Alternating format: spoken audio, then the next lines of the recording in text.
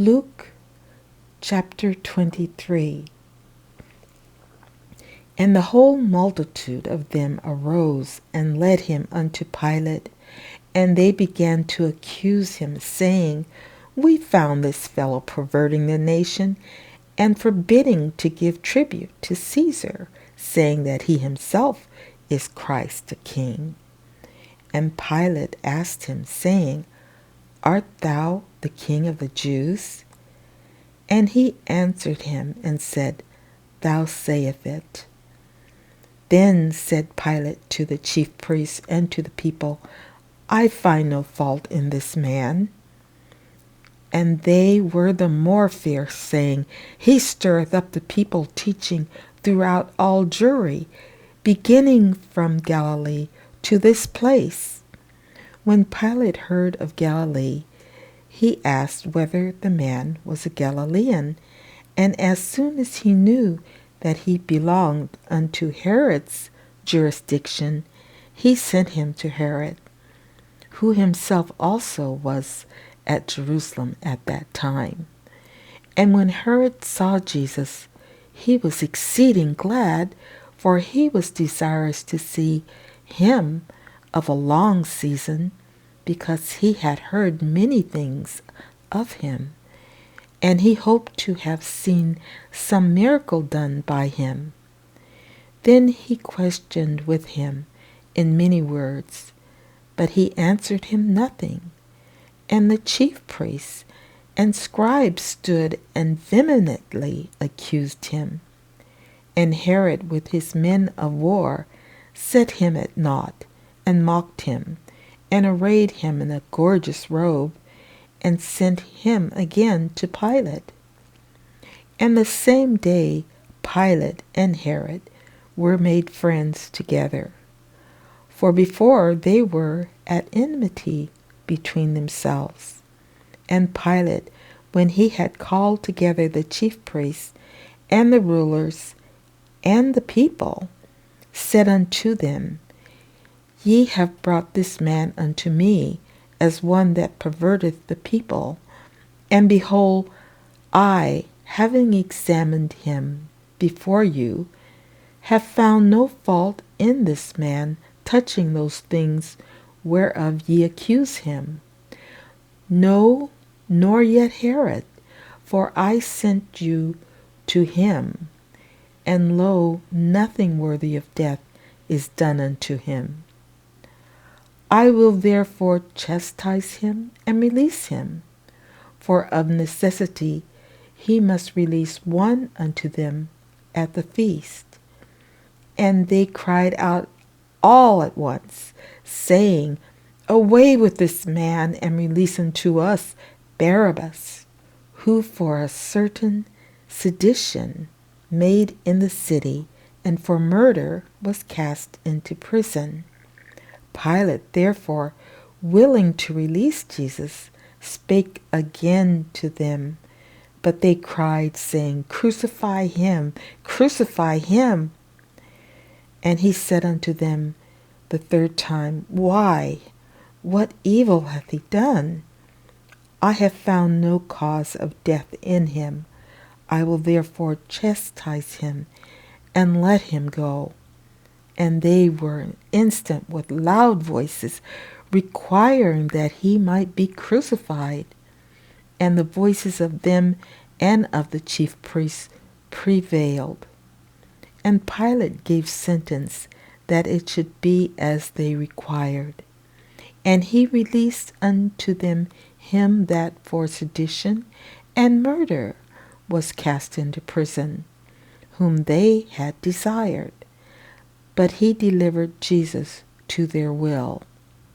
And as they led him away, they laid hold upon one, Simon, a Cyrenian, coming out of the country, and on him they laid the cross, that he might bear it after Jesus. And there followed him a great company of people, and of women, which also bewailed and lamented him.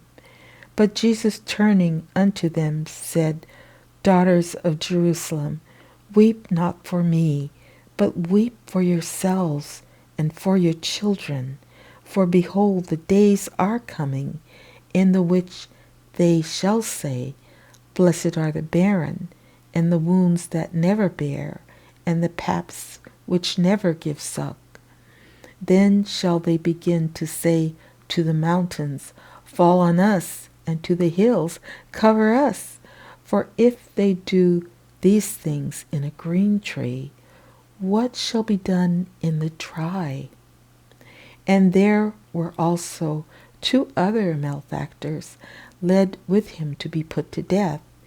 And when they were come to the place which is called Calvary, there they crucified him, and the malefactors, one on the right hand and the other on the left.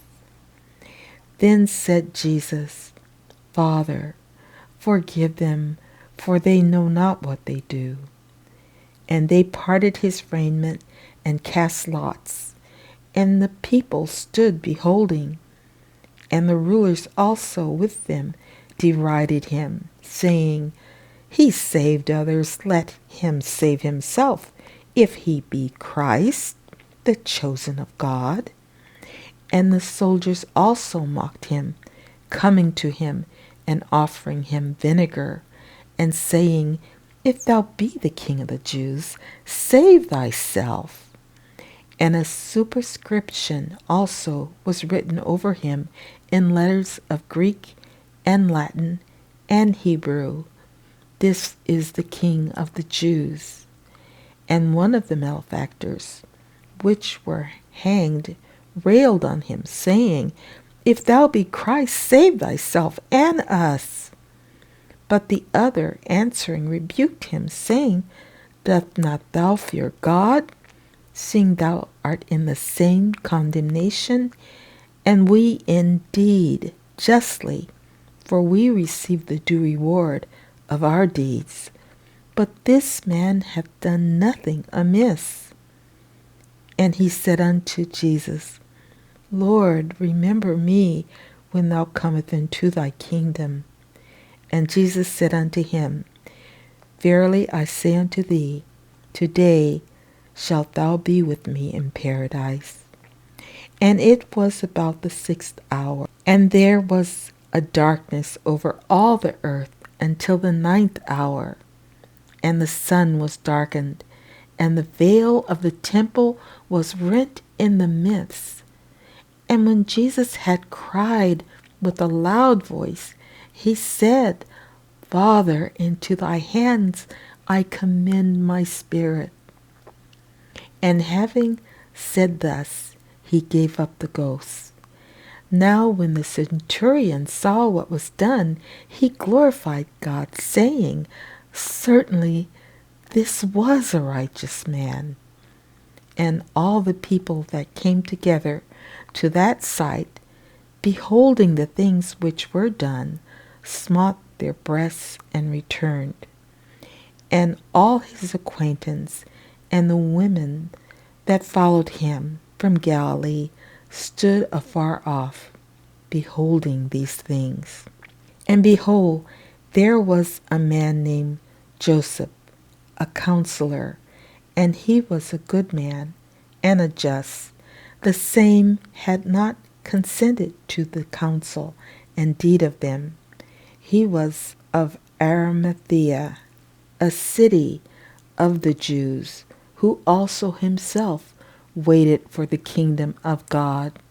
This man went unto Pilate and begged the body of Jesus, and he took it down and wrapped it in linen and laid it in a sepulchre that was hewn in stone, wherein never man before was laid. And that day was the preparation, and the Sabbath drew on. And the women also, which came with him from Galilee, followed after, and beheld the sepulchre, and how his body was laid. And they returned, and prepared spices and ointments, and rested the Sabbath day, according to the commandment.